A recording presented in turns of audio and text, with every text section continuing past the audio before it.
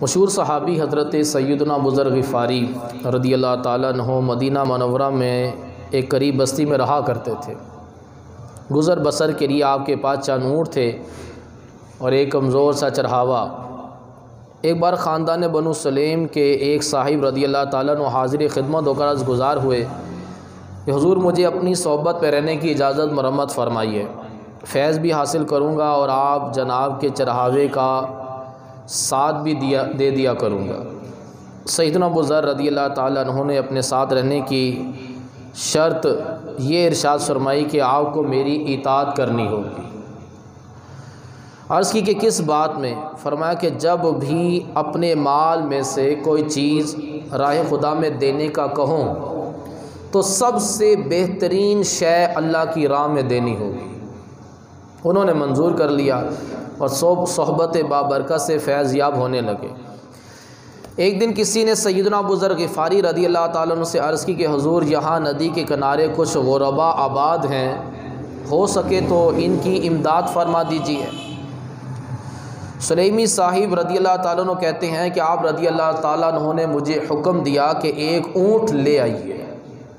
میں گیا اور سب سے عمدہ اونٹ لے جانے کا ارادہ کیا، مگر میرے ذہن میں آیا کہ یہ اونٹ سیدنا ابو ذر غفاری رضی اللہ تعالیٰ عنہ کی سواری کے لیے کارآمد بھی ہے اور بڑا مطیع و فرما بردار بھی ہے، تو مقصد تو گوشت تقسیم کرنا ہے نا، مقصود تو صرف گوشت تقسیم کرنا ہے، لہٰذا اس کے بدلے اس کے بعد کے درجے کی بہترین اونٹنی پیش کر دی۔ ابو ذر غفاری رضی اللہ تعالیٰ عنہ نے فرمایا تو نے خیانت کی، میں سمجھ گیا، اور اسی اونٹ کو حاضر کر دیا۔ آپ رضی اللہ تعالیٰ عنہ نے حکم فرمایا کہ ندی کے کنارے جتنے گھر آباد ہیں سب کی گنتی فرما لیجئے اور میرا گھر بھی اس میں شامل کر لیجئے، پھر اونٹ کو نہر کر کے سب کے گھروں میں برابر برابر گوشت پہنچا دیجئے۔ میرے گھر میں بھی دوسروں کے مقابلے میں کوئی بوٹی زائد نہیں جانی چاہیے، اس کا خیال رکھیے۔ حکم کی تعمیل کر دی گئی۔ بعد فراغت مجھے طلب کر کر فرمایا کیا آپ وعدہ بھول گئے تھے؟ میں نے عرض کی مجھے وعدہ یاد تھا اور پہلے میں نے وہی اونٹ لیا تھا، مگر اس خیال سے میں نے اس اونٹ کو چھوڑ دیا کیونکہ اس اونٹ پر آپ سواری کرتے ہیں اور یہ مطیع و فرما بردار بھی ہے اور مقصد تو گوشت تقسیم کرنا تھا، اس لیے میں نے وہ دوسرے اونٹ کو اختیار کیا۔ تو آپ رضی اللہ تعالیٰ عنہ کی ضرورت کو پیش نظر اس کو چھوڑا تھا؟ فرمایا واقعی صرف میری ضرورت کے پیش نظر چھوڑ دیا تھا؟ عرض کی جی ہاں۔ فرمایا کہ اپنی ضرورت کا دن نہ بتاؤں؟ ابو ذر غفاری رضی اللہ تعالیٰ عنہ فرماتے ہیں کہ تمہیں میں اپنی ضرورت کا دن نہ بتاؤں؟ سن لو کہ میری ضرورت کا دن وہ دن ہے کہ جس دن قبر کے گڑھے میں تنہا ڈال دیا جاؤں گا، وہ دن میری ضرورت کا دن ہوگا، اور باقی رہا مال تو اس کے 3 حصے دار ہیں۔ نمبر 1، جو مال لے جانے میں کسی کا لحاظ نہیں رکھتی وہ ہے تقدیر، کبھی بھی مال چوری ہو جاتا ہے، ڈوب جاتا ہے، جل جاتا ہے۔ نمبر 2، وارث جو تیرے مرنے کا منتظر رہتے ہیں کہ یہ مرے تو اس کا مال کب ہمارے قبضے میں آئے۔ نمبر 3، تیسرا حصہ دار تو خود ہے، چاہے تو اس مال کو اللہ کی راہ میں دے کر آخرت کے لیے جمع کر دے، یا تو اس کو کھا کر ضائع کر دے یا پہن کر اس کو پرانا کر دے۔ پھر آپ رضی اللہ تعالیٰ عنہ نے یہ آیت کریمہ تلاوت فرمائی، لن تنالوا البر حتى تنفقوا مما تحبون، کہ تم ہرگز بھلائی کو نہ پہنچو گے جب تک راہ خدا میں اپنی پیاری چیز نہ خرچ کر لو۔ لن تنالوا البر حتى تنفقوا، ہرگز بھلائی کو نہیں پہنچو گے جب تک اپنی پسند کی چیز اللہ کی راہ میں خرچ نہ کر دو۔ تو میرے محترم اسلامی بھائیوں، کاش ہمیں بھی سیدنا ابو ذر غفاری رضی اللہ تعالیٰ کے جذبہ ایثار کے سمندر کا کوئی آدھا قطرہ ہی نصیب ہو جاتا۔ 100 کروڑ افسوس کہ ہم اپنی پسند کی چیز راہ خدا میں خرچ کرنا تو گویا ہماری ڈکشنری میں ہے ہی نہیں، بس ہر دم مال مفت کی طلب ہی میں دل پھنسا رہتا ہے۔ بالخصوص جو زیادہ ثواب کا کام ہے اس میں خرچ کرنے کے لیے نفس قطعاً اجازت نہیں دیتا، مثلا قرآن کریم یا دینی کتاب وغیرہ خرید کر پڑھنا۔ آج ہمارے گھر میں دینی کتب کتنی ہیں، کہ تفاسیر کی کتابیں ہوں، احادیث کی شرح ہوں، دیگر کتب ہوں، کو خرید کر اپنے گھر میں رکھیں اور ان کا مطالعہ کریں۔ اگر کسی کے بعد 2-4 گھر میں دینی کتابیں بھی ہوں تو وہ بھی لا کر وہ مسجد میں رکھ دیتے جی ہم سے ادب نہیں ہو رہا۔ یعنی کہ دینی کتابوں کی لائبریری نہیں ہے ہمارے گھر میں، اور نہ ہم سے اگر ہوا بھی جائے تو ہم سے سنبھالی نہیں جاتی۔ یہ حال ہے ہم مسلمانوں کا کہ ہمارے گھر میں اسلامی کتابیں نہیں ہیں۔ ہم مسلمان ہیں، ہمارا دین اسلام ہے، لیکن اسلام کو اسٹڈی کرنے کے لیے ہمارے پاس اسلامی بکس نہیں ہیں۔ میٹھے اسلام بھائیو سنیے کہ نبی پاک صلی اللہ علیہ وسلم کا فرمان کہ بندہ کہتا ہے میرا مال میرا مال، حضور صلی اللہ علیہ وسلم نے ارشاد فرمایا مال سے 3 طرح کے فائدے ہیں، ایک تو کھا کر ضائع کر دے، اور دوسرا پہن کر پرانا کر دے، اور تیسرا فائدہ یہ ہے کہ اس کو اللہ کی راہ میں دے کر آخرت کے لیے جمع کر لے، اور جو چھوڑ کر جائے گا وہ اس کا مال نہیں ہے، وہ تو اس کے ورثاء کا مال ہے، وہ تو ورثاء کے پاس چلا گیا۔ تو یہ 3 طرح کے فائدے ہیں۔ بہترین فائدہ یہ ہے کہ آخرت کے لیے اس کو جمع کر لیا جائے، وہی اس کا مال ہے۔ کاش کوئی اپنی زندگی ہی میں مال سے مسجد وغیرہ بنوا کر ثواب جاریہ کی ترکیب بنانے میں کامیاب ہو جائے۔ رہی اولاد تو ان سے اگر کوئی مالدار آدمی یہ امید رکھتا ہو کہ ثواب جاریہ کی ترکیب کریں گے تو اس کی شاید بہت بڑی بھول ہے، کیونکہ آج کل ترکے کی تقسیم میں جو اولاد خون ریزی سے باز نہیں رہتی، وہ خاک اپنے مرحوم والد کی راحت کو پہنچانے کا سامان کریں گے، اپنے باپ کے لیے مسجد بنوائیں گے یا کوئی مدرسہ وغیرہ بنوائیں گے، کوئی ایسا کام کریں گے جس سے مسلسل ثواب پہنچتا رہے۔ امام محمد غزالی رحمۃ اللہ تعالی علیہ فرماتے ہیں سیدنا بشر بن حارث مرض موت میں مبتلا تھے، یعنی کہ نزع کا عالم طاری تھا۔ ایک شخص آیا، اس نے سوال کیا تو مرض موت میں بھی اپنی قمیض اتار کر دے دی اس کو، مرتے وقت بھی آپ نے نیکی کا موقع ہاتھ سے جانے نہیں دیا۔ نبی پاک صلی اللہ تعالی علیہ وسلم نے ارشاد فرمایا نیکی کرنے میں جلدی کیا کرو، کیونکہ جب بندہ نیکی کرنے کا ارادہ کرتا ہے تو نفس و شیطان جو ہے اس کو نیکی کرنے سے روکتے ہیں۔ جب نیکی کرنے کا ذہن بنے کہ اللہ کی راہ میں کوئی چیز دینے کا ذہن بنے تو فوراً دے دینی چاہیے۔ امام باقر رضی اللہ تعالیٰ عنہ نے اپنے لیے ایک نفیس سا کرتا تیار کیا ہے اور غسل خانے میں گئے کہ غسل کر کر یہ کرتا پہنوں، تو پھر خیال آیا کہ یہ کرتا بڑا نفیس ہے، مجھے بڑا پسند ہے، اور اللہ کا فرمان ہے کہ اپنی پسندیدہ چیز میری راہ میں خرچ کرو گے تو بھلائی کو پہنچو گے۔ تو غسل خانے میں یہ دل میں خیال آیا تو ارادہ کیا کہ میں اس کو اللہ کی راہ میں دے دیتا ہوں۔ اپنے غلام کو آواز دی اور اس کو کرتا پکڑایا، کہا کہ جا کر یہ فلاں حاجت مند ہے اسے دے دو، اور آپ اپنا غسل کر کر دوسرا کرتا پہن کر باہر آئے۔ غلام نے کہا حضرت اتنی بھی کیا جلدی تھی، فارغ ہو کر باہر آ کر آپ یہ کرتا دے دیتے۔ فرمایا باہر آنے تک نیت بدل جاتی تو، دل بدل جاتا تو۔ کہ نبی پاک صلی اللہ علیہ وسلم کا فرمان کہ نیکی کرنے میں جلدی کرنی چاہیے، جیسے ہی نیکی کرنے کا ذہن بنا فوراً کر ڈالو، کہ ایسا نہ ہو کہ نفس و شیطان کسی اور کام میں مشغول کر دے، یا دل بدل جائے، یا خود بندے کو کہہ دے کہ اس کی خود کو بڑی حاجت ہے۔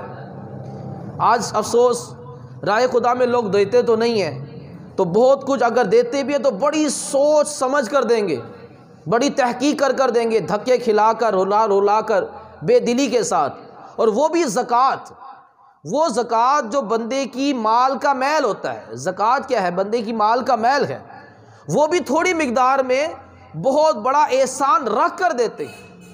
ہم نے جس کو زکوٰۃ دی ہے ہم نے اس کے اوپر احسان نہیں کیا، جس نے ہم سے زکوٰۃ لے لی ہے اس نے ہمارے اوپر احسان کیا ہے، وہ ہمارا محسن ہے کہ اس نے ہمارے مال کی میل اٹھا لی ہے۔ تو اب وہ زکوٰۃ بھی دینی ہوتی ہے تو ہم سمجھتے ہیں کہ ہم بڑا احسان کر رہے ہیں، غریبوں کو دھکے کھلا کر، ان کو لائن میں لگوا کر، ان کو کل آنا تو پرسوں آنا اس طرح کر یہ سخی نہیں ہے۔ امام زین العابدین رضی اللہ تعالیٰ عنہ فرماتے ہیں سخی وہ نہیں ہے کہ جس سے مانگا جائے تو کچھ دے دے، فرمایا سخی وہ ہے کہ جو حاجت مندوں کو تلاش کر کر ان کے مانگنے سے پہلے ان کی حاجت کو پورا کر دے، کہ ان کو مانگنا نہ پڑے۔ مانگنے میں ایک شرمندگی ہوتی ہے، مانگنے میں ایک ذلت ہوتی ہے، مانگنے میں بندہ لجاتے ہوئے مانگتا ہے، اس سے پہلے بندہ بیچارہ یوں شرمندگی کے ساتھ لجاتا ہوا ہمارے دروازے پر آئے، ہمیں کوشش کرنی چاہیے کہ اس کے مانگنے سے پہلے اس کو دے دیا جائے۔ ایک بزرگ کے ہاتھ دستک ہوئی، دوست آ کہا کہ مجھ پہ 400 درہم قرض ہے، تو انہوں نے فوراً وہ 400 درہم دی اور اندر آ کر رونا شروع کر دیا۔ تو ان کی زوجہ نے کہا کہ مال سے اتنی محبت ہی تو نہیں تھا دینا۔ کہا میں اس لیے تھوڑی دے رہا ہوں کہ میں نے 400 درہم اس کو دیے ہیں، کہتے میں رو اس لیے رہا ہوں کہ مجھے اپنی دوست کی پریشانی کا پتہ ہی نہیں چلا کہ اس کو دروازے پر آ کر مجھ سے مانگنا پڑ گیا، میں تو اس لیے رو رہا ہوں۔ دیکھیے پہلے کے مسلمان ایسے تھے کہ لوگوں کی خبر گیری کرتے تھے کہ اگر واقعی کوئی مالی طور پر کمزور نظر آ رہا ہے، یہ مانگنے میں شرما بھی رہا ہے، کہ اس سے پہلے یہ مانگے اس کو کچھ دے دیا جائے۔ امام حسن رضی اللہ تعالیٰ عنہ کے پاس ایک شخص آیا، کہا کہ حضرت یہ درخواست ہے، ایک رکا اس کے اوپر کچھ لکھا ہوا تھا، آپ نے درخواست کو لپیٹا، جیب میں ڈالا، کہا کہ بھائی تمہاری درخواست قبول کر لی گئی، تمہاری حاجت پوری کر لی گئی۔ کہ حضرت آپ درخواست پڑھ تو لیتے، رکا پڑھ تو لیتے۔ آپ رضی اللہ تعالیٰ نے فرمایا جتنی دیر میں کھڑا کر رکا پڑھتا اتنی دیر تم میرے دروازے پر اس طرح سے کھڑے رہتے، تو اللہ کو کیا جواب دیتا کہ تمہارے دروازے پر سائل آیا تھا، اتنی دیر اس کو ذلیل کر کھڑے کر کے رکھا، تو میں اللہ کو کیا جواب دیتا؟ دیکھیں کیسا ان کا خوف خدا تھا کہ سائل دروازے پر آیا ہے، اس کو زیادہ دیر کھڑے رکھنا یہ اس کی ذلت ہے، اتنی دیر اس کو زیادہ دیر کھڑے رکھا تو کہیں قیامت میں اللہ نے پوچھ لیا تو کیا جواب دوں گا۔ تو غور فرمائے کہ ہمارے پہلے کے مسلمان کس قدر فراخ دل ہوتے تھے، کس قدر سخی ہوتے تھے۔ اور مدینہ منورہ میں ایک تاجر آیا، ایک دکان، کپڑے کی دکان والے سے کہا کہ مجھے بڑی وافر مقدار میں اس نے کپڑا مانگا کہ مجھے غریبوں میں تقسیم کرنا ہے۔ اب وہ دکاندار کہتا ہے کہ جتنا کپڑا آپ نے مانگا ہے اتنا میری دکان میں موجود ہے، میں آپ کو دے تو سکتا ہوں، لیکن میرا مشورہ ہے یہ جو سامنے دکان والا ہے آج میں سارا دن دیکھتا رہا ہوں کہ اس کی بکری صحیح نہیں ہوئی اور میری آج اچھی سیل ہو گئی ہے، تو میری آپ سے گزارش ہے کہ آپ اس سامنے والی دکان سے خرید لیں۔ یعنی کہ آج پہلے کے مسلمان ایسے تھے، آج بندہ کوشش کرتا ہے کہ جادو ٹونا کروا کر فلاں کی دکان ہی بند کروا دو، میری دکان پر رش لگا رہے، اور کسی کی دکان پر رش لگاؤ تو دوسرا حسد کرتا رہتا ہے اس کی دکان پہ رش کیوں، کہ اس نے جادو ٹونا تو نہیں کروا دیا۔ اب وہ دکاندار کہہ رہا ہے کہ میری آج اچھی سیل ہو گئی ہے، آپ سامنے والی دکان سے خرید رہے ہیں۔ یعنی کہ پہلے کے مسلمانوں میں اتنی حرص و طمع نہیں تھی کہ بس میری ہی دکان سے بکری ہو۔ نبی پاک صلی اللہ علیہ وسلم کی بارگاہ میں ایک شخص حاضر ہوا، اس نے بھوک کی شکایت کی۔ نبی پاک صلی اللہ علیہ وسلم نے ساری ازواج کے گھر پیغام بھیجوایا کہ کسی کے گھر میں کھانے کو کچھ ہے، سب کے گھروں سے یہی پیغام ہے کھانے کو کچھ بھی نہیں ہے۔ اگلے دن کے لیے بچا کر ہی نہیں رکھتے تھے، کچھ کھا لیا اور باقی تقسیم کر دیا۔ نبی پاک صلی اللہ علیہ وسلم نے فرمایا جو اس بھوکے کو کھانا کھلائے اللہ تبارک و تعالیٰ اس پر اپنی رحمت فرمائے۔ تو جب حضور نے دعا دی تو حضور کی دعا لینے کے لیے ابو طلحہ انصاری رضی اللہ تعالیٰ عنہ کھڑے ہوئے، یا رسول اللہ اس مہمان کو مجھے دے دیجیے۔ وہ ان کو گھر لے گئے، اپنی بیگم سے کہا کہ گھر میں کھانے کو کچھ ہے، کہا کہ ہے تو صحیح لیکن اتنا ہی ہے کہ بچوں کا بھی پیٹ بڑی مشکل سے بھرے گا۔ کہا کہ بچوں کو ایسی بھلا پھسلا کر ان کو سلا دو اور کھانا تیار کر کر دسترخوان پر رکھو اور چراغ ٹھیک کرنے کے بہانے چراغ کو بجھا دینا۔ انہوں نے ایسے ہی کیا، چراغ کو بجھا دیا گیا تو ابو طلحہ انصاری رضی اللہ تعالیٰ عنہ ایسے ہی منہ چلاتے رہے تاکہ مہمان کو یہ نہ پتہ لگے کہ کہیں ہم نے کچھ نہیں کھا، ہم بھوکے رہ گئے ہیں۔ تو اس نے تاکہ یہ پیٹ بھر کر کھا لے، کھانا تھوڑا ہے، تو اس کو پیٹ بھر کر کھانا کھلایا۔ جب صبح ہوئی نبی کریم صلی اللہ علیہ وسلم کی بارگاہ میں حاضر ہوئے تو حضور مسکرائے، فرمایا کہ اے طلحہ تیری رات والی مہمانی سے اللہ بڑا خوش ہوا۔ دیکھیے رات کے اندھیرے میں یہ مہمان نوازی ہوئی تھی، چراغ بند تھا، نظر کچھ نہیں آ رہا تھا، لیکن حضور کو پھر بھی پتہ چل گیا۔ فرمایا کہ طلحہ تیری رات والی مہمانی سے اللہ بڑا خوش ہوا، اور قرآن پاک کی آیت نازل کر دی کہ اور اپنی جانوں پر ان کو ترجیح دیتے ہیں اگرچہ انہیں شدید محتاجی ہو، جو اپنے نفس کی لالچ سے بچائے گا وہی کامیاب ہو گیا۔ اللہ تبارک و تعالیٰ ارشاد فرماتا ہے کہ جس نے پوری زندگی میں ایک مرتبہ بھی یہ عمل کیا کہ کسی چیز کو خود کو بڑی حاجت تھی، بڑی پسند تھی، اور وہ اس نے کسی دوسرے کو دے دی، تو قیامت والے دن میں اس کا حساب لینے سے حیا فرماؤں گا اور اس کو فرماؤں گا یہ جنت تیری ہے، جا مرضی رہے۔ پوری زندگی میں ایک مرتبہ بھی یہ عمل کرے کہ اپنی پسند کی چیز، اپنی حاجت کی چیز کسی کو دے دے۔ نبی کریم صلی اللہ تعالیٰ علیہ وسلم کل کیا ہونے والا تھا، ہونے والا قیامت تک کیا ہونے والا سب جانتے۔ نبی کریم صلی اللہ تعالیٰ علیہ وسلم نے ارشاد فرمایا کہ دو شخص صحرا میں سفر کر رہے تھے، ایک نیک انسان تھا اور ایک گناہ گار تھا۔ نیک انسان پیاس کی شدت کی بنا پر بے ہوش ہو کر گر پڑا، اور جو گناہ گار تھا اس کے پاس پانی تھا۔ اب اس گناہ گار نے کہا کہ اگر میں اس کو پانی پلا دیتا ہوں تو میں خود پیاس سے مر جاؤں گا، کیونکہ ابھی تو سفر تو بڑا طویل ہے اور آگے پانی نہیں ہے۔ لیکن اس نے دل میں سوچا کہ اس نیک انسان اگر پیاس کی وجہ سے مر گیا تو قیامت والے دن رب کو کیا حساب دوں گا۔ اس نے کچھ پانی اس کے اوپر چھڑکا اور باقی پانی اس کو پلا دیا۔ جب اس کا انتقال ہوا حضور نے فرمایا جب قیامت قائم ہو گئی، ابھی قیامت قائم ہونی ہے لیکن قیامت میں جو واقعہ پیش آنا حضور پہلے ہی بتا رہے ہیں، قیامت قائم ہوگی، اس گناہ گار پر جہنم واجب کر دی گئی، فرشتے اس کو گھسیٹ کر جہنم کی طرف لے جا رہے ہیں۔ یہ جہنم کی طرف جا رہا تھا تو سامنے سے اسی نیک انسان سے ملاقات ہو گئی۔ تو اس گناہ گار نے اس نیک انسان سے کہا کہ تم نے مجھے پہچانا، میں نے فلاں ریگستان میں تمہیں پانی پلا کر تمہاری جان بچائی تھی۔ اس نے کہا ہاں میں نے تمہیں پہچان لیا ہے۔ تو اس نیک انسان نے فرشتوں سے کہا کہ تم رکو۔ اس نیک انسان نے اللہ تبارک و تعالیٰ کی بارگاہ میں عرض کی کہ باری تعالیٰ تو جانتا ہے کہ اس نے مجھ پر احسان کیا تھا، اس نے میری جان بچائی تھی، تو میں تیری بارگاہ میں گزارش کرتا ہوں کہ اس شخص کو میرے حوالے کر دے۔ اللہ تبارک و تعالیٰ ارشاد فرمائے گا کہ فرشتوں اس گناہ گار کو اس شخص کے حوالے کر دو۔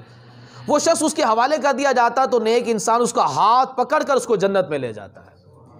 تو دنیا میں کسی کے کام آ جانا، احسان کر دینا، لیکن احسان ایسا ہو کہ پھر احسان جتلایا نہ جائے، شکریہ کا طلبگار بھی نہ ہو، اس چیز کا بھی طلبگار بھی نہ ہو کہ میں جب کبھی اس سے ملوں تو میری عزت کرے، سلوٹ مارے مجھے کہ میں اس کی زندگی میں اس کے کام آیا ہوا ہوں۔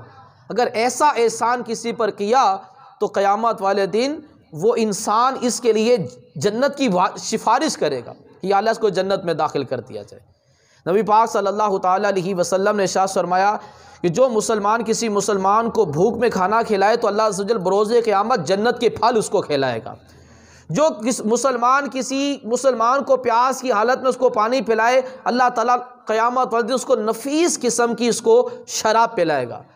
جو مسلمان کسی مسلمان کو لباس پہنائے، اللہ تبارک و تعالیٰ اس کو جنت کے لباس، سبز رنگ کا اس کو جنتی لباس اس کو پہنائے گا۔ جس چیز کو خود کو پسند ہو، حاجت ہو، وہ دوسرے کو دے دے تو اللہ تبارک و تعالیٰ اس کو بخش دیتا ہے، اس کی مغفرت فرما دیتا ہے۔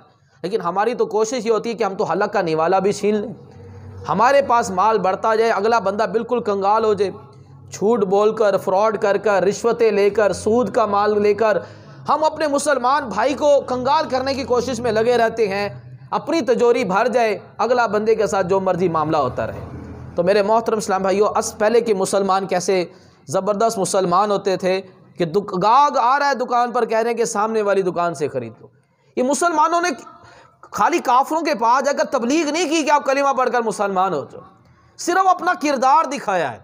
وہ کردار ایسا ہوتا تھا کہ پورے کے پورے قبیلے، پورا کا پورا شہر، پورا کا پورا ملک جو ہے وہ دائرہ اسلام میں داخل ہو جایا کرتا تھا۔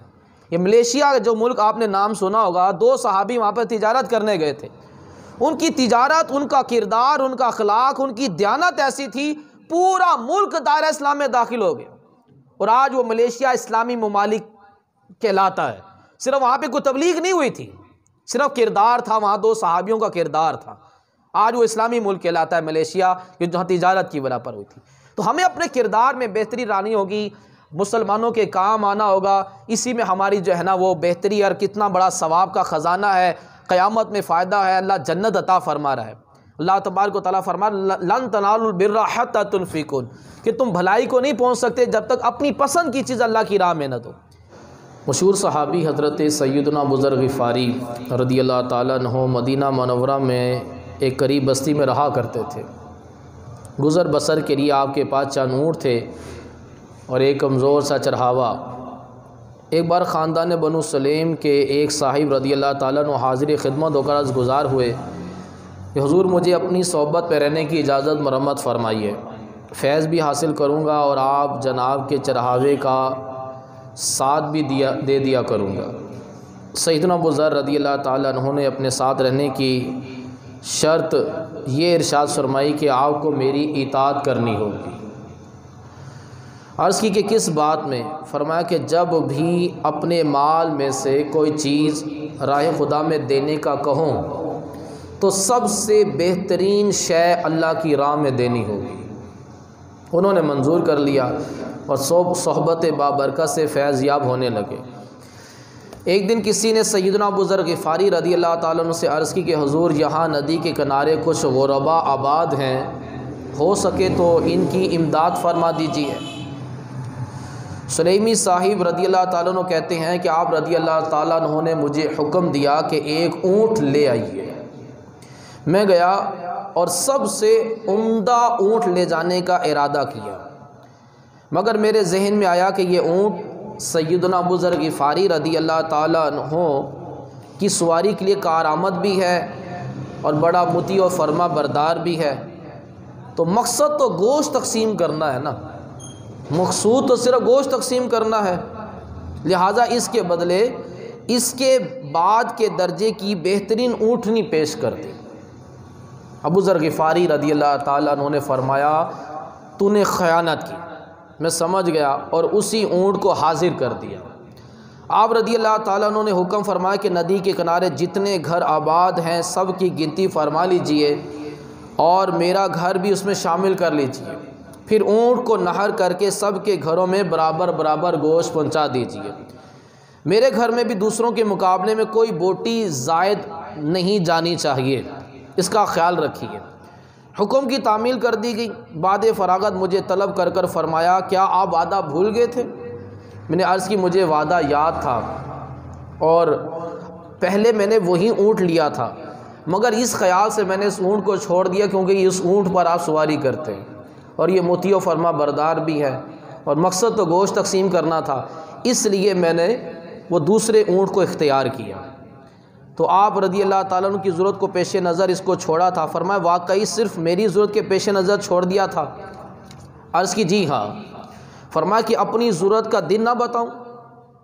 ابو ذر غفاری رضی اللہ تعالیٰ عنہ فرماتے ہیں کہ تمہیں میں اپنی ضرورت کا دن نہ بتاؤں؟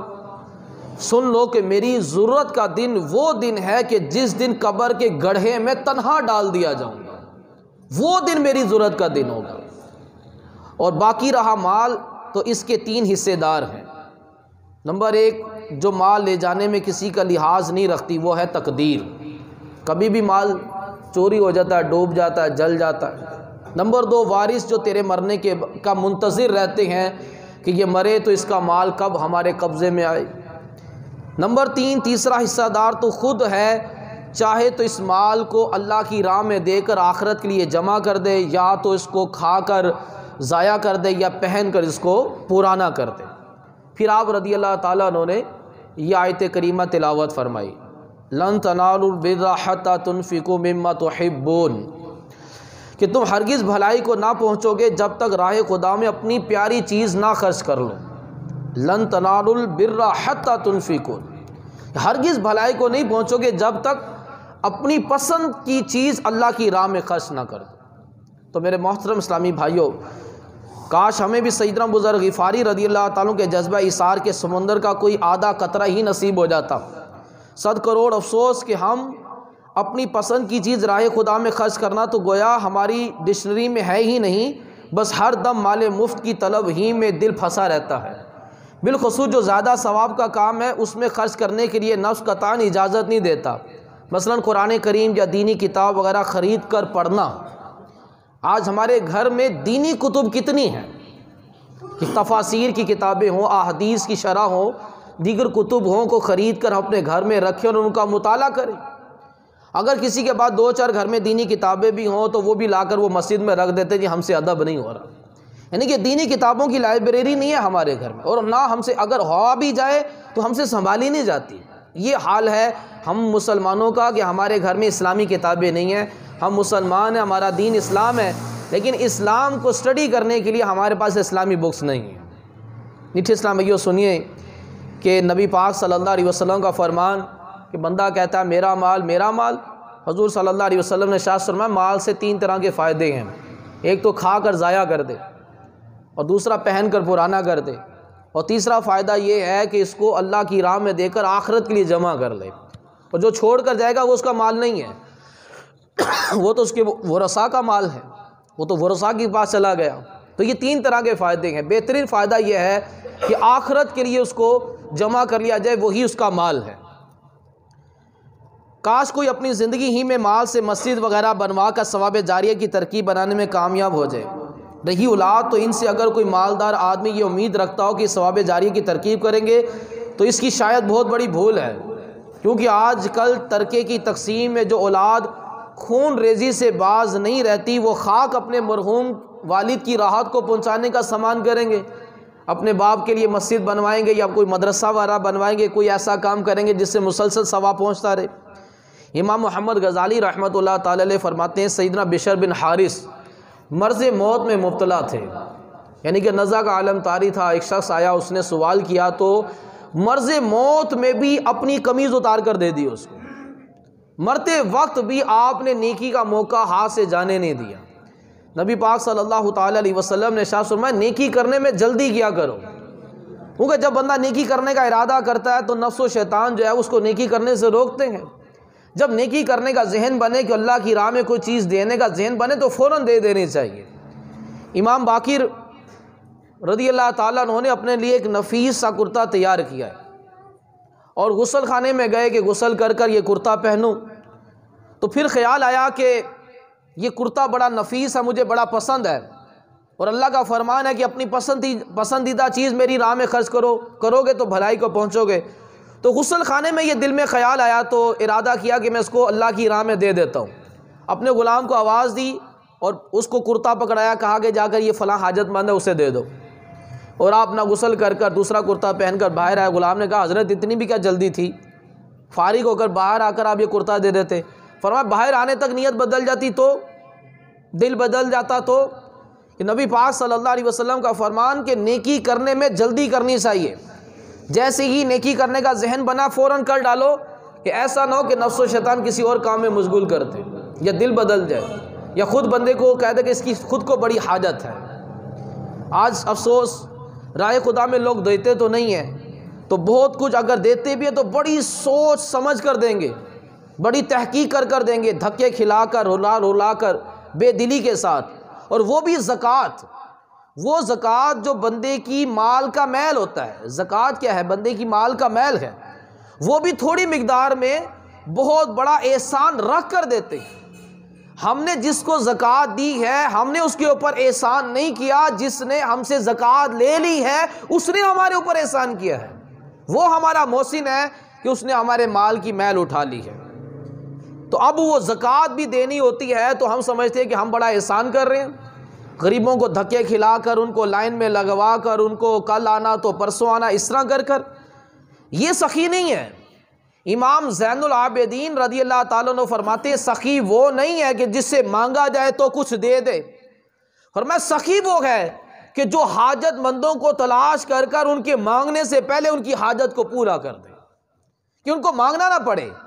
مانگنے میں ایک شرمندگی ہوتی ہے، مانگنے میں ایک ذلت ہوتی ہے، مانگنے میں بندہ لجاتے ہوئے مانگتا ہے۔ اس سے پہلے بندہ بیچارہ یوں شرمندگی کے ساتھ لجاتا ہوا ہمارے دروازے پر آئے، ہمیں کوشش کرنی چاہیے کہ اس کے مانگنے سے پہلے اس کو دے دیا جائے۔ ایک بزرگ کے ہاتھ دستک ہوئی، دوست آ کہا کہ مجھ پہ 400 درہم قرض ہے، تو انہوں نے فوراً وہ 400 درہم دی اور اندر آ کر رونا شروع کر دیا۔ تو ان کی زوجہ نے کہا کہ مال سے اتنی محبت ہی تو نہیں تھا دینا۔ کہا میں اس لیے تھوڑی دے رہا ہوں کہ میں نے 400 درہم اس کو دیے ہیں، کہتے میں رو اس لیے رہا ہوں کہ مجھے اپنی دوست کی پریشانی کا پتہ ہی نہیں چلا کہ اس کو دروازے پر آ کر مجھ سے مانگنا پڑ گیا، میں تو اس لیے رو رہا ہوں۔ دیکھیے پہلے کے مسلمان ایسے تھے کہ لوگوں کی خبر گیری کرتے تھے کہ اگر واقعی کوئی مالی طور پر کمزور نظر آ رہا ہے، یہ مانگنے میں شرما بھی رہا ہے، کہ اس سے پہلے یہ مانگے اس کو کچھ دے دیا جائے۔ امام حسن رضی اللہ تعالیٰ عنہ کے پاس ایک شخص آیا، کہا کہ حضرت یہ درخواست ہے، ایک رکا اس کے اوپر کچھ لکھا ہوا تھا۔ آپ نے درخواست کو لپیٹا، جیب میں ڈالا، کہا کہ بھائی تمہاری درخواست قبول کر لی گئی، تمہاری حاجت پوری کر لی گئی۔ کہ حضرت آپ درخواست پڑھ تو لیتے، رکا پڑھ تو لیتے۔ آپ رضی اللہ تعالیٰ نے فرمایا جتنی دیر میں کھڑا کر رکا پڑھتا اتنی دیر تم میرے دروازے پر اس طرح سے کھڑے رہتے، تو اللہ کو کیا جواب دیتا کہ تمہارے دروازے پر سائل آیا تھا، اتنی دیر اس کو ذلیل کر کر کھڑے کر کے رکھا، تو میں اللہ کو کیا جواب دیتا۔ دیکھیں کیسا ان کا خوف خدا تھا کہ سائل دروازے پر آیا ہے، اس کو زیادہ دیر کھڑے رکھنا یہ اس کی ذلت ہے۔ اتنی دیر اس کو زیادہ دیر کھڑے رکھا تو کہیں قیامت میں اللہ نے پوچھ لیا تو کیا جواب دوں گا۔ تو غور فرمائے کہ ہمارے پہلے کے مسلمان کس قدر فراخ دل ہوتے تھے، کس قدر سخی ہوتے تھے۔ اور مدینہ منورہ میں ایک تاجر آیا، ایک دکان، کپڑے کی دکان والے سے کہا کہ مجھے بڑی وافر مقدار میں اس نے کپڑا مانگا کہ مجھے غریبوں میں تقسیم کرنا ہے۔ اب وہ دکاندار کہتا ہے کہ جتنا کپڑا آپ نے مانگا ہے اتنا میری دکان میں موجود ہے، میں آپ کو دے تو سکتا ہوں، لیکن میرا مشورہ ہے کہ جو سامنے دکان والا ہے آج میں سارا دن دیکھتا رہا ہوں کہ اس کی بکری صحیح نہیں ہوئی اور میری آج اچھی سیل ہو گئی ہے، تو میری آپ سے گزارش ہے کہ آپ اس سامنے والی دکان سے خرید لیں۔ یعنی کہ آج پہلے کے مسلمان ایسے تھے، آج بندہ کوشش کرتا ہے کہ جادو ٹونا کروا کر فلاں کی دکان ہی بند کروا دو، میری دکان پر رش لگا رہے، اور کسی کی دکان پر رش لگاؤ تو دوسرا حسد کرتا رہتا ہے اس کی دکان پہ رش کیوں، کہ اس نے جادو ٹونا تو نہیں کروا دیا۔ اب وہ دکاندار کہہ رہا ہے کہ میری آج اچھی سیل ہو گئی ہے، آپ سامنے والی دکان سے خرید رہے ہیں۔ یعنی کہ پہلے کے مسلمانوں میں اتنی حرص و طمع نہیں تھی کہ بس میری ہی دکان سے بکری ہو۔ نبی پاک صلی اللہ علیہ وسلم کی بارگاہ میں ایک شخص حاضر ہوا، اس نے بھوک کی شکایت کی۔ نبی پاک صلی اللہ علیہ وسلم نے ساری ازواج کے گھر پیغام بھیجوایا کہ کسی کے گھر میں کھانے کو کچھ ہے؟ سب کے گھروں سے یہی پیغام ہے، کھانے کو کچھ بھی نہیں ہے۔ اگلے دن کے لیے بچا کر ہی نہیں رکھتے تھے، کچھ کھا لیا اور باقی تقسیم کر دیا۔ نبی پاک صلی اللہ علیہ وسلم نے فرمایا جو اس بھوکے کو کھانا کھلائے اللہ تبارک و تعالیٰ اس پر اپنی رحمت فرمائے۔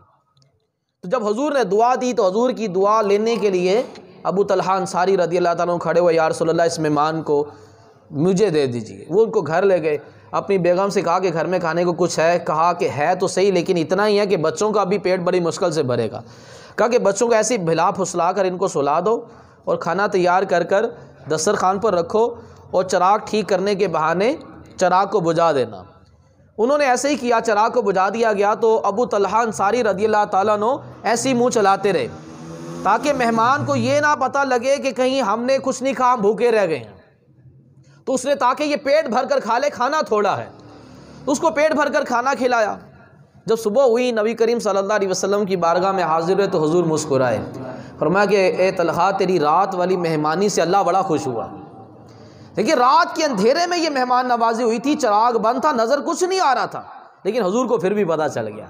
فرمایا کہ طلحہ تیری رات والی مہمانی سے اللہ بڑا خوش ہوا، اور قرآن پاک کی آیت نازل کر دی کہ اور اپنی جانوں پر ان کو ترجیح دیتے ہیں اگرچہ انہیں شدید محتاجی ہو، جو اپنے نفس کی لالچ سے بچائے گا وہی کامیاب ہو گیا۔ اللہ تبارک و تعالیٰ ارشاد فرماتا ہے کہ جس نے پوری زندگی میں ایک مرتبہ بھی یہ عمل کیا کہ کسی چیز کو خود کو بڑی حاجت تھی، بڑی پسند تھی، اور وہ اس نے کسی دوسرے کو دے دی، تو قیامت والے دن میں اس کا حساب لینے سے حیا فرماؤں گا اور اس کو فرماؤں گا یہ جنت تیری ہے، جا مرضی رہے۔ پوری زندگی میں ایک مرتبہ بھی یہ عمل کرے کہ اپنی پسند کی چیز، اپنی حاجت کی چیز کسی کو دے دے۔ نبی کریم صلی اللہ تعالیٰ علیہ وسلم کل کیا ہونے والا تھا، ہونے والا قیامت تک کیا ہونے والا سب جانتے۔ نبی کریم صلی اللہ تعالیٰ علیہ وسلم نے ارشاد فرمایا کہ دو شخص صحرا میں سفر کر رہے تھے، ایک نیک انسان تھا اور ایک گناہ گار تھا۔ نیک انسان پیاس کی شدت کی بنا پر بے ہوش ہو کر گر پڑا، اور جو گناہ گار تھا اس کے پاس پانی تھا۔ اب اس گناہ گار نے کہا کہ اگر میں اس کو پانی پلا دیتا ہوں تو میں خود پیاس سے مر جاؤں گا، کیونکہ ابھی تو سفر تو بڑا طویل ہے اور آگے پانی نہیں ہے۔ لیکن اس نے دل میں سوچا کہ اس نیک انسان اگر پیاس کی وجہ سے مر گیا تو قیامت والے دن رب کو کیا حساب دوں گا۔ اس نے کچھ پانی اس کے اوپر چھڑکا اور باقی پانی اس کو پلا دیا۔ جب اس کا انتقال ہوا حضور نے فرمایا جب قیامت قائم ہو گئی، ابھی قیامت قائم ہونی ہے لیکن قیامت میں جو واقعہ پیش آنا حضور پہلے ہی بتا رہے ہیں، قیامت قائم ہوگی، اس گناہ گار پر جہنم واجب کر دی گئی، فرشتے اس کو گھسیٹ کر جہنم کی طرف لے جا رہے ہیں۔ یہ جہنم کی طرف جا رہا تھا تو سامنے سے اسی نیک انسان سے ملاقات ہو گئی، تو اس گناہ گار نے اس نیک انسان سے کہا کہ تم نے مجھے پہچانا، میں نے فلاں ریگستان میں تمہیں پانی پلا کر تمہاری جان بچائی تھی۔ اس نے کہا ہاں میں نے تمہیں پہچان لیا ہے۔ تو اس نیک انسان نے فرشتوں سے کہا کہ تم رکو۔ اس نیک انسان نے اللہ تبارک و تعالیٰ کی بارگاہ میں عرض کی کہ باری تعالیٰ تو جانتا ہے کہ اس نے مجھ پر احسان کیا تھا، اس نے میری جان بچائی تھی، تو میں تیری بارگاہ میں گزارش کرتا ہوں کہ اس شخص کو میرے حوالے کر دے۔ اللہ تبارک و تعالیٰ ارشاد فرمائے گا کہ فرشتوں اس گناہ گار کو اس شخص کے حوالے کر دو۔ وہ شخص اس کے حوالے کر دیا جاتا تو نیک انسان اس کا ہاتھ پکڑ کر اس کو جنت میں لے جاتا ہے۔ تو دنیا میں کسی کے کام آ جانا، احسان کر دینا، لیکن احسان ایسا ہو کہ پھر احسان جتلایا نہ جائے، شکریہ کا طلبگار بھی نہ ہو، اس چیز کا بھی طلبگار بھی نہ ہو کہ میں جب کبھی اس سے ملوں تو میری عزت کرے، سلوٹ مارے مجھے کہ میں اس کی زندگی میں اس کے کام آیا ہوا ہوں۔ اگر ایسا احسان کسی پر کیا تو قیامت والے دن وہ انسان اس کے لیے جنت کی سفارش کرے گا کہ یا اللہ اس کو جنت میں داخل کر دیا جائے۔ نبی پاک صلی اللہ تعالیٰ علیہ وسلم نے ارشاد فرمایا کہ جو مسلمان کسی مسلمان کو بھوک میں کھانا کھلائے تو اللہ عز و جل بروز قیامت جنت کے پھل اس کو کھلائے گا۔ جو مسلمان کسی مسلمان کو پیاس کی حالت میں اس کو پانی پلائے، اللہ تعالیٰ قیامت والے دن اس کو نفیس قسم کی اس کو شراب پلائے گا۔ جو مسلمان کسی مسلمان کو لباس پہنائے، اللہ تبارک و تعالیٰ اس کو جنت کے لباس، سبز رنگ کا اس کو جنتی لباس اس کو پہنائے گا۔ جس چیز کو خود کو پسند ہو، حاجت ہو، وہ دوسرے کو دے دے تو اللہ تبارک و تعالیٰ اس کو بخش دیتا ہے، اس کی مغفرت فرما دیتا ہے۔ لیکن ہماری تو کوشش یہ ہوتی ہے کہ ہم تو حلق کا نوالا بھی چھین لیں، ہمارے پاس مال بڑھتا جائے، اگلا بندہ بالکل کنگال ہو جائے، جھوٹ بول کر، فراڈ کر کر، رشوتیں لے کر، سود کا مال لے کر ہم اپنے مسلمان بھائی کو کنگال کرنے کی کوشش میں لگے رہتے ہیں، اپنی تجوری بھر جائے، اگلا بندے کے ساتھ جو مرضی معاملہ ہوتا رہے۔ تو میرے محترم اسلام بھائیو، پہلے کے مسلمان کیسے زبردست مسلمان ہوتے تھے کہ گاہک آ رہا ہے دکان پر، کہہ رہے ہیں کہ سامنے والی دکان سے خرید لو۔ یہ مسلمانوں نے خالی کافروں کے پاس جا کر تبلیغ نہیں کی کہ آپ کلمہ پڑھ کر مسلمان ہو جاؤ، صرف اپنا کردار دکھایا ہے۔ وہ کردار ایسا ہوتا تھا کہ پورے کے پورے قبیلے، پورا کا پورا شہر، پورا کا پورا ملک جو ہے وہ دائرہ اسلام میں داخل ہو جایا کرتا تھا۔ یہ ملیشیا جو ملک آپ نے نام سنا ہوگا، 2 صحابی وہاں پر تجارت کرنے گئے تھے، ان کی تجارت، ان کا کردار، ان کا اخلاق، ان کی دیانت ایسی تھی، پورا ملک دائرہ اسلام میں داخل ہو گیا۔ اور آج وہ ملیشیا اسلامی ممالک کہلاتا ہے۔ صرف وہاں پہ کوئی تبلیغ نہیں ہوئی تھی، صرف کردار تھا، وہاں 2 صحابیوں کا کردار تھا۔ آج وہ اسلامی ملک کہلاتا ہے ملیشیا، یہ جہاں تجارت کی بنا پر ہوئی تھی۔ تو ہمیں اپنے کردار میں بہتری لانی ہوگی، مسلمانوں کے کام آنا ہوگا، اسی میں ہماری جو ہے نا وہ بہتری، اور کتنا بڑا ثواب کا خزانہ ہے، قیامت میں فائدہ ہے، اللہ جنت عطا فرما رہا ہے۔ اللہ تبارک و تعالیٰ فرما لن تنالوا البر حتی تنفقوا، کہ تم بھلائی کو نہیں پہنچ سکتے جب تک اپنی پسند کی چیز اللہ کی راہ میں نہ دو۔